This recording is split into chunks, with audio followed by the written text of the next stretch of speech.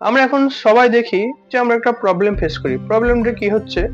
আমরা যখন আমাদের Google Chrome ইউজ করি, তখন দেখি অটোমেটিক উপর থেকে অনেক নোটিফিকেশন আসে। তো সেগুলো আসার কারণ হচ্ছে গিয়ে আমরা যখন Google Chrome ইউজ করি, তখন কি হয়, ভুল করে একটা নোটিফিকেশন পারমিশন দিয়ে ফেলি। তার জন্য কি হয়, অনবরত নোটিফিকেশন আসে। তো এই প্রবলেমটা সলভ করার ছোট্ট একটি ট্রিক দেবো।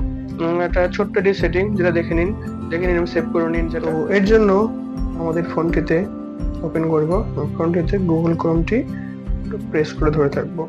ধরে থাকার পর দেখতে পাবেন কি অ্যাপস ইনফরমেশন বলে একটা অপশন আছে, তো সেখানে আমরা ক্লিক করে নেব।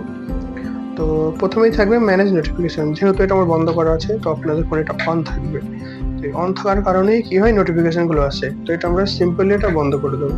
বন্ধ করে ব্যাক চলে আসবো, তারপর থেকে দেখবো আমাদের আর এরকম নোটিফিকেশন আর আসছে না।